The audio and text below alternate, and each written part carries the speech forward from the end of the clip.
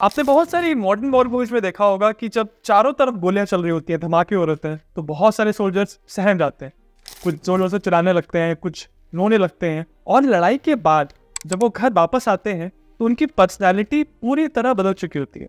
या वो बहुत चिल्लाने लगते हैं, लोगों पे गुस्सा होने लगते हैं, या फिर वो बिल्कुल सहम के बिल्कुल शांत हो जाते हैं, लोगों से बात ही नहीं करते। चाहे फिजिकली उनके शरीर पे कोई चोट ना लगी हो, बट ये बात साफ होती है कि मानसिक तौर से वो घायल हैं, वो परेशान। इस कंडीशन को मेडिकल भाषा में पोस्ट ट्रॉमेटिक स्ट्रेस डिसऑर्डर या शॉर्ट में PTSD कहते हैं। जनरली आपने वॉर मूवीज में सोल्जर्स को इस कंडीशन से जूझते हुए तब देखा होगा जब वो लड़ाई जो है वो मॉडर्न है, जहाँ गोलियां चल रही है, धमाके हो रहे हैं। बट पुराने जमाने की लड़ाइयों में जब लड़ाइयाँ होती थी तलवार से, भाले से, तीरों से, तब क्या सोल्जर्स को PTSD होता था? सबसे पहले तो ये बता दूं कि ये जो कंडीशन का नाम है PTSD, ये 1980s के बाद ही पॉपुलर हुआ, क्योंकि जब वियतनाम वॉर के बाद अमेरिकन फौजी वापस अमेरिका में लौटने लगे तो उन्होंने ये देखा कि ये फौजी फिजिकली तो ठीक है, बट इनकी पर्सनालिटीज बहुत बदल गई हैं। या तो ये बिल्कुल शांत हो गए, सहम गए, किसी से बात नहीं करते, या फिर ये बहुत चिल्लाने लगे हैं, बहुत गुस्सा करने लगे हैं।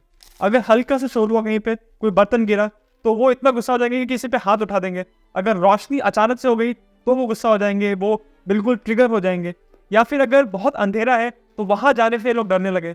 तब लोगों को पता चला कि ये जो कंडीशन होती है ये लड़ाई में पार्टिसिपेट करने के बाद होती है। जब वियतनाम वॉर के वेटरन्स के साथ लोगों ने ऐसे होते हुए देखा, तब PTSD जो है पहली बार नॉर्मल भाषा में आया था। और वहीं से डिस्कशन स्टार्ट हुआ कि जब बहुत पुराने जमाने में तलवार भालों से लड़ाई होती थी, तब सोल्जर्स को ये PTSD ये कंडीशन होती थी कि नहीं। देखिए, पहले के जमानों में जो लड़ाइयाँ होती थी वो बहुत शॉर्ट होती थी।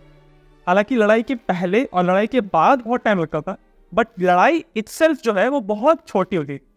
एग्जाम्पल के लिए आप समझ के देखिए कि मान लीजिए कि आप बहुत पुराने जमाने की एक आर्मी के कमांडर हैं और आपको ऑर्डर दिया गया है कि आपको पड़ोसी देश पे जाके उनके एरिया पे हमला करना है।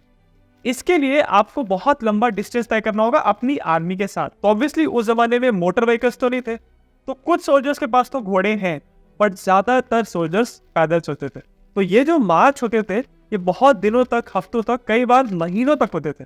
और इतना लंबा मार्च करने के बाद जब वो पहुंचे और आगे देखा कि दुश्मन की सेना खड़ी है, तो वहाँ 1-2 दिन, 4 दिन प्रिपरेशन के बाद वो लोग फाइनली लड़ाई करते थे। अभी जो लड़ाई होती थी ये ज्यादातर कुछ घंटों की, या बहुत ज्यादा हो गया तो 1 दिन की होती थी। तो 1 दिन तो बहुत भयंकर मारकाट देखते थे। बट उस 1 दिन के बाद या वो जीत चुके हैं या वो हार चुके हैं। अगर वो हारे हैं तो बत्ती बनाए जा चुके हैं, और अगर वो जीते हैं तो ऑब्वियसली वो जीत चुके हैं, उनको कोई खतरा नहीं है। उनको ये पता होता था कि उस 1 दिन के बाद उनकी जान को कोई खतरा नहीं है, और अब बहुत दिनों तक, महीनों तक या फिर सालों तक भी उनको कोई मिलिट्री एक्शन नहीं देखना होगा। तो ये जो टाइम मिलता था उनको, इससे उनको बहुत हेल्प मिलती थी उस 1 दिन के भयानक एक्सपीरियंसेस के साथ डील करने के लिए। ये तो बात हो गई पुरानी लड़ाइयों। बट फर्स्ट इंडस्ट्रियल रिवॉल्यूशन के बाद जो पहली बहुत बड़ी लड़ाई हुई वो थी फर्स्ट वर्ल्ड वॉर। इस लड़ाई में जब जर्मनी की फौज वेस्टर्न फ्रंट से आगे बढ़ते हुए फ्रांस के अंदर घुस रहे थे और फ्रांस के अंदर आ चुके थे, तो फ्रांस की जो सेना है वो जर्मन आर्मी को रोकने के लिए आगे बढ़ी। ऑन फर्स्ट बैटल ऑफ मान में जर्मन आर्मी को फ्रांस की आर्मी ने रोक दिया। अब ये दोनों आर्मी आमने सामने थी और इन्होंने एक दूसरे के सामने लंबे लंबे गड्ढे खोदना शुरू कर दिया। और ये गड्ढे खोदते खोदते ये फ्रांस के बिल्कुल नॉर्दर्न हिस्से से होते हुए बिल्कुल यूरोप का जो एकदम नॉर्दर्न हिस्सा है वहां तक ये गड्ढे चले गए। और ये दोनों आर्मी जो है आमने सामने गड्ढों में बैठ गए एक दूसरे के सामने। और इस तरह की जो लड़ाई थी इसको ट्रेंच वॉरफेयर कहते हैं। अब 1914 में फर्स्ट बैटल ऑफ मान हुआ था और 1914 में गड्ढे खुद गए थे, और वहां से लेके 1917 तक ये गड्ढे खुदे रहे, और ये जो दोनों सेनाएं हैं वो इन गड्ढों में बैठी रही।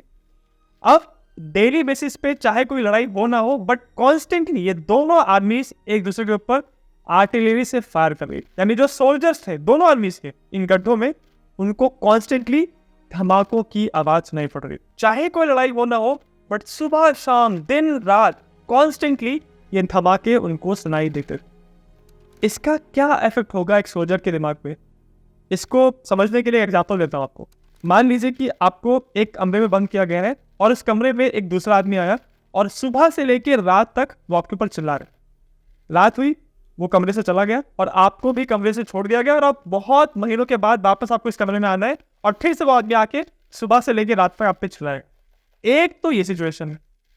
दूसरी सिचुएशन, आपको कमरे में डाला गया और वो आदमी आया और सुबह से लेके रात तक, फिर पूरी रात भर, फिर अगली सुबह, फिर पूरे दिन हफ्तों तक, महीनों तक कोई एक आदमी आपके ऊपर लगातार नॉन स्टॉप चिल्ला रहा है। आप खुद मुझे बताइए, अगर आप ऐसे कमरे में हैं तो आपके दिमाग पे कोई बुरा असर नहीं पड़ेगा? बिल्कुल यही हो रहा था उन सोल्जर्स के साथ जो ट्रेंचेस में थे।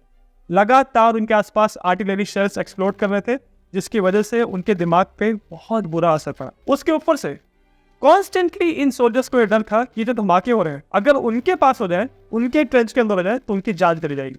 तो हर समय ये डर होना कि आपकी जान चली जाएगी, ये भी आपके दिमाग के लिए बहुत ही बुरा होता है। आप सोच के देखिए कि आपकी लाइफ में कभी कोई नियर डेथ एक्सपीरियंस हुआ होगा।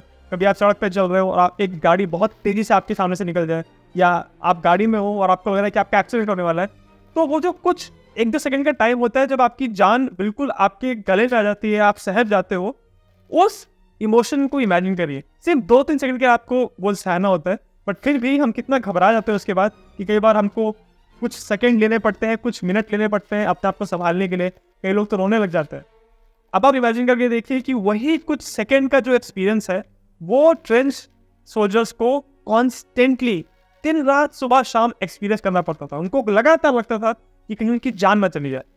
ऐसी सिचुएशन में अगर कोई सोल्जर रह रहा है तो कैसे वो नॉर्मल रह सकते? तो ट्रेंचेस में जो सोल्जर्स लड़ते थे उनके साथ ये कंडीशन हो जाती थी, और इस इफेक्ट को, शेल शॉक को बहुत अच्छे से दिखाया गया एक मूवी में जिसका नाम है all quite on the western front.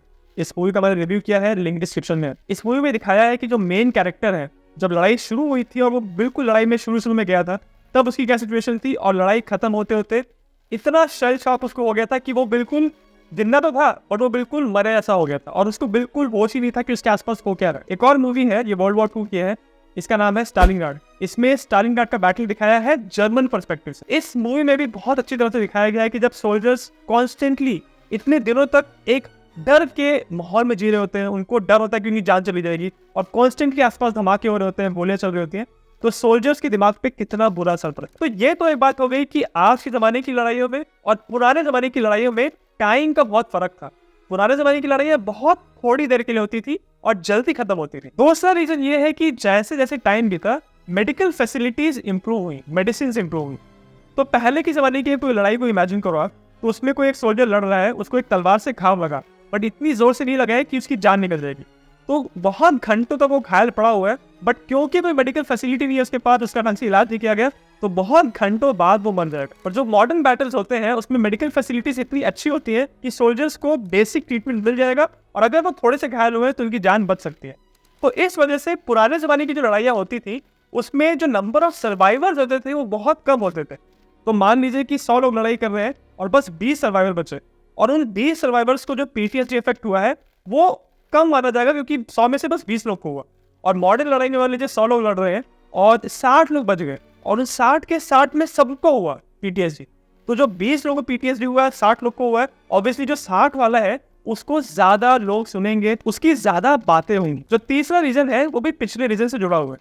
मान लीजिए कि आप एक बहुत पुराने जमाने की लड़ाई में पार्टिसिपेट कर रहे हो और आपको लड़ाई के दौरान चोट लग गई, और अब मेडिकल फैसिलिटीज इतनी इंप्रूव हो गई है कि आपको बेसिक फर्स्ट एड मिल गया और आपकी जान बच गई। तो ऑब्वियसली अब आपको चोट लग गई है तो आप लड़ाई तो नहीं कर सकते, तो आपको बैटलफील्ड से हटा दिया गया है और आपको एक ऐसी जगह डाल दिया गया है जहां पे और ऐसे घायल लोग हैं जिनको बैटलफील्ड पे ही चोट लगी है।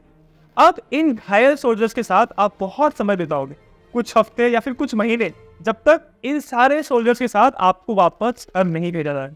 तो लड़ाई में आपने जो खराब एक्सपीरियंसेस देखे, उन एक्सपीरियंसेस के साथ डील करने के लिए आपको बहुत टाइम मिलता था, और उसके साथ साथ आपके आसपास ऐसे लोग होते थे जिन्होंने वही एक्सपीरियंसेस देखे होते थे। तो आपस में बात करके, शेयर करके आप उन एक्सपीरियंसेस को अपने दिमाग में प्रोसेस कर पाते थे। इसको आप कंपेयर करो वियतनाम की लड़ाई से।